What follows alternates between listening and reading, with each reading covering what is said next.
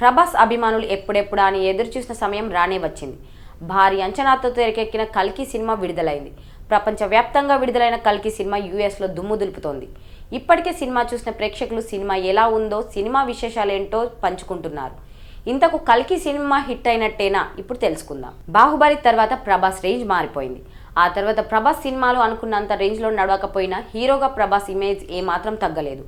సింహం ఒక అడుగు వెనక్కి వేసినట్లు ప్లాప్లతో గోడ కొట్టిన బంతిలా మళ్ళీ బ్యాక్ బౌన్స్ అవుతున్నాడు. గత ఏడాది సలార్ మూవీతో పవర్ఫుల్ కమ్బ్యాక్ ఇచ్చిన ప్రభాస్ అదే ఊపుతో ఇప్పుడు కల్కి మూవీలో అది కంటిన్యూ చేయబోతున్నట్టు ఈ సినిమా చూసిన వెంటనే మొదటి ప్రేక్షకుల టాక్ బట్టి తెలుస్తోంది. ఈ సినిమా మొత్తం కాశీ, కాంప్లెక్స్, శంబాల అనే 3 ప్రపంచాల మధ్య జరిగే కథ. ఈ సినిమాలో మహాభారత కాలం నుంచి 2898 AD వరకు 6000 ఏళ్ల ప్రయాణాన్ని ఈ సినిమాలో అద్భుతంగా చూపించారంటూ పేర్కొంటున్నారు. ఇంకో ముఖ్యమైన విషయం ఏంటంటే ఈ సినిమా ప్రారంభమైన అరగంట వరకు ప్రభాస్ ఎంట్రీ ఉండదు. 30 నిమిషాల తర్వాతనే ప్రభాస్ ఎంట్రీ ఉంటుందట.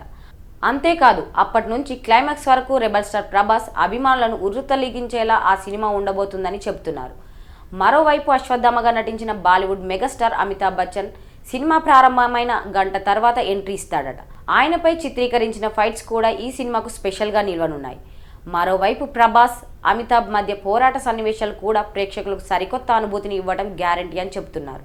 అయితే మరల ప్రభాస్, అమితాబ్ కలిసి ముందుకు వెళ్లే సన్నివేశాలు కూడా హైలైట్గా నిలుస్తాయి. ఇక దీపికా పదుకొనే పాత్ర కూడా ఈ సినిమాలో కీలకం.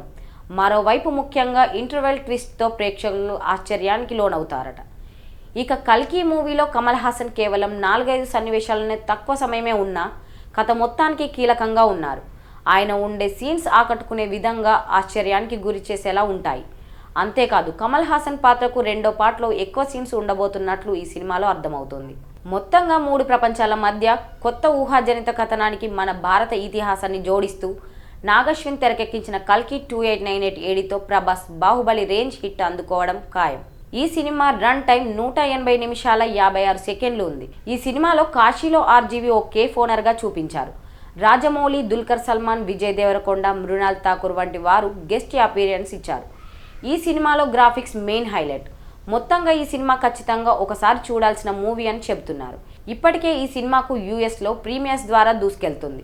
ఇక తెలుగు రాష్ట్రాల్లో తెలంగాణ ఈ సినిమాకు వారం రోజుల పాటు ఎక్కువ టికెట్స్ రేట్స్తో ఈ సినిమా ప్రదర్శనకు ప్రత్యేక అనుమతులు మంజూరు చేశారు. ఇప్పటికే తెలంగాణలో 2 గంటల్లోనే 1,00,000కు పైగా టికెట్స్ అమ్ముడుపోయాయి. సో ఈ పాజిటివ్ వైబ్తో కల్కి ఓపెనింగ్ అదిరిపోయేలా కనిపిస్తుంది.